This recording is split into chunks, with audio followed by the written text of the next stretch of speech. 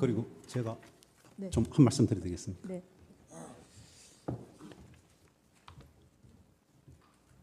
어떤 내용의 말씀이신가요?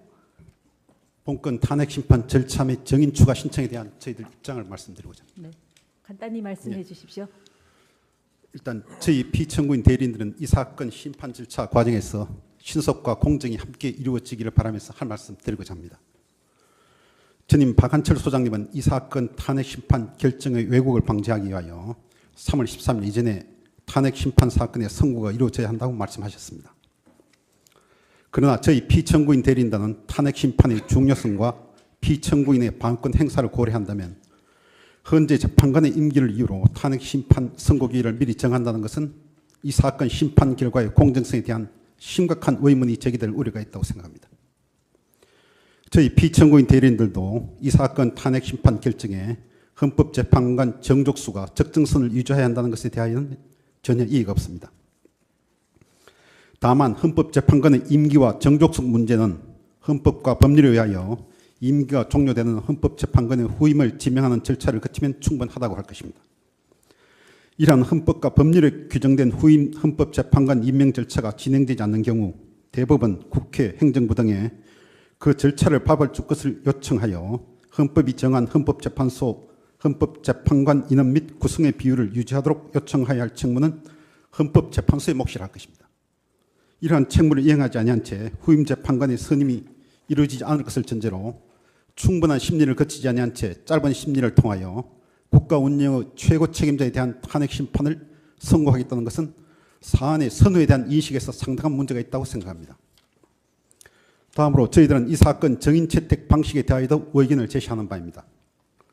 이 사건 준비 절차 기일에서 주심 재판관께서 이 사건의 핵심은 사실 인정의 문제이고 사실 인정에 대한 진검 승부를 하기 바란다고 말씀하셨습니다. 이 사건 탄핵 소추 사유는 헌법 위반 4개, 형사법 위반 9개, 합계 13개입니다. 형사법 위반 전부와 헌법 위반 상당 부분은 검사 작성의 약 5만 페이지 수사 기록에 의존하고 있고 재판관님도 위 기록을 검토하는데 많은 시간을 들이고 있는 것으로 알려져 있습니다. 검사 작성의 수사 기록은 피청구인을 형사법규 위반 행위의 공범으로 인지하는 과정을 기록한 것입니다. 한편 귀재판소는 검사 작성의 수사 기록의 부당함을 입증하려는 피청구인 측 증거 신청을 대부분 채택하지 않았습니다. 먼저 귀재판소는 피청구인에게 불리한 내용의 조사에 대하여 정인 신청을 하는 것을 이해하기 어렵다는 취지로 말씀을 하고 있으나 바로 그 이유 때문에 피청구인 측이 정인으로 신문할 필요가 있는 것입니다.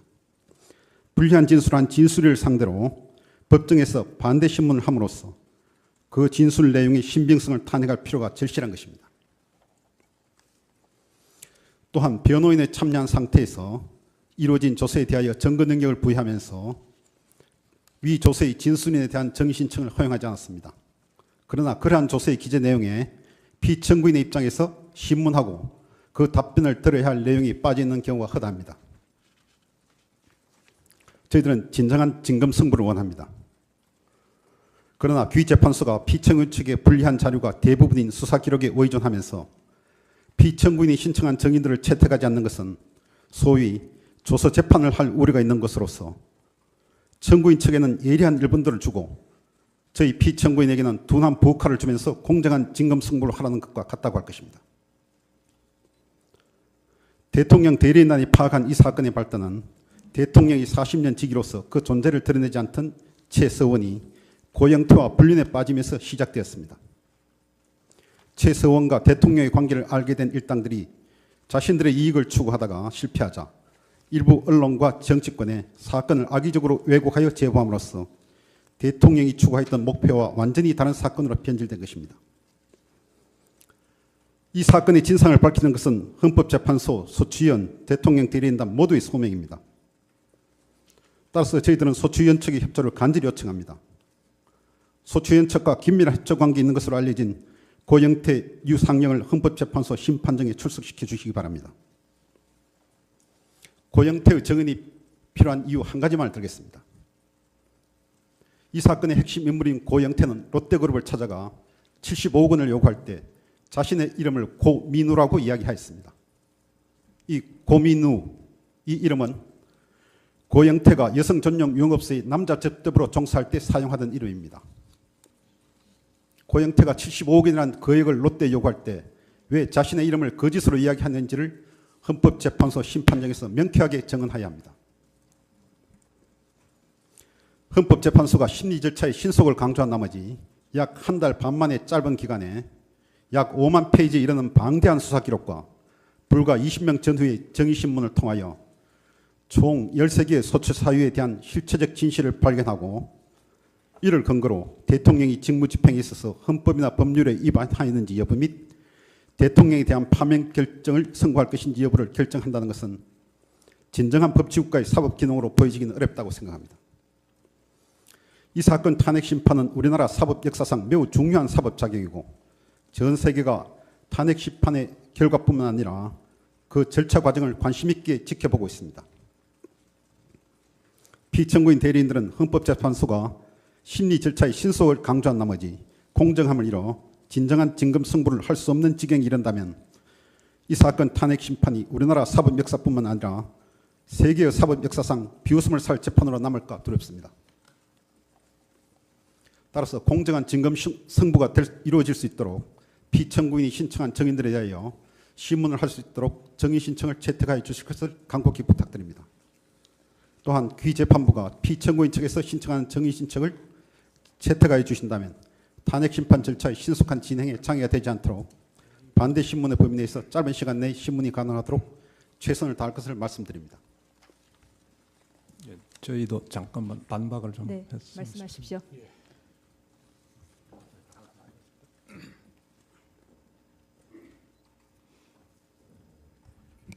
심판 절차에 대해서 좀 말씀드리도록 말씀하십시오. 하겠습니다. 네. 지난해 12월 9일 탄핵소추 결로 대통령의 직무가 정지되고 대한민국은 민주적 정당성이 약한 대통령 권한대행 체제로 운영된 지 벌써 2달이 다 되어가고 있습니다. 이는 심각한 국정 공백이자 헌정 위기로서 그 공백이 조기에 해소되지 않으면 주요 국정과 정치는 계속 지장을 받을 수밖에 없습니다. 급기야 오늘부터 헌법기관장으로서 이 사건 심판의 재판장이던 헌법재판소장님이 공석이 되어 8인 재판관님이 비상체제로 운영해야 하는 헌법이 예정하지 않은 비정상적인 상황을 맞이하였습니다. 탄핵 심판이 장기화되면서 이를 둘러싸고 국론이 분열되고 있으며 급기야 지구보다 무겁다는 규정한 생명을 버리는 일까지 발생하고 있습니다. 국민들의 정치 생활의 조속한 안정을 위해서는 이 사건 탄핵 심판이 최대한 신속하게 진행되고 신속하게 결정돼야 한다는 것은 그 결론 여하를 떠나서 너무나도 당연하고 국민들도 공감할 것입니다. 무용한 증거조사로 인하여 신속한 재판의 이념이 손상되어서는 결코 아니 될 것입니다. 그동안 3차례의 준비 절차, 9차례의 변론기일이 진행되었습니다. 청구인 소추위원단과 대리인단은 헌법재판소의 신속하고도 공정한 심판에 대한 의지를 신뢰하고 나름대로 심판 준비에 만전을 기해왔고 소송 지휘에 전폭 협조해왔습니다.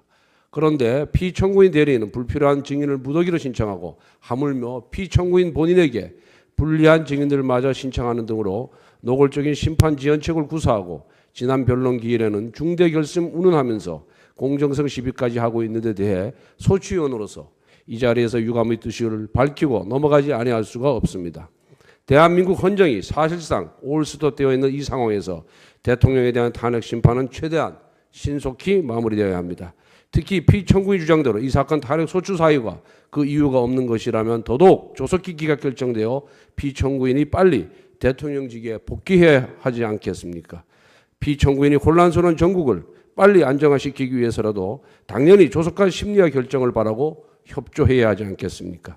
한 개인이 형사소추나 특검 수사와 같은 이유 때문에 탄핵 심판 절차를 늦추고자 시도한다면 이는 국정공백이야 장기화되든 말든 자신만 살 길을 찾겠다는 것으로 애국심과는 너무나 거리가 멀다고 생각됩니다. 누가 보더라도 노골적으로 피청구인 측이 만약 지연책을 강구한다고 비춰진다면 피청구인 측조차 이 사건 탄핵 소추 사유가 이유 있다는 것을 스스로 인정하고 들어가는 것이라고 국민들 눈에 비춰질 수밖에 없습니다. 국민들은 심판 절차를 주재하는 재판부의 소송지휘에 성실하게 협조하고 탄핵 소추 사유 본안에 대해 진검승부를 펼치고 법리 논쟁을 하는 당당한 피청구인의 모습을 보고 싶어 하지 않겠습니까? 대통령이 헌법기관의 헌법재판소를 어떻게 대하느냐, 하는 것은 평소 헌법 가치와 헌법 정신에 대해 어떤 생각을 갖고 있는지에 대한 시금석이라고 할 수 있습니다. 법치와 준법의 상식적 존재로서 국민들에게 모범이 되어야 할 대통령이 국가기관을 무시하거나 경시하는 태도는 결코 국민들의 공감을 얻지 못할 것이라 생각합니다.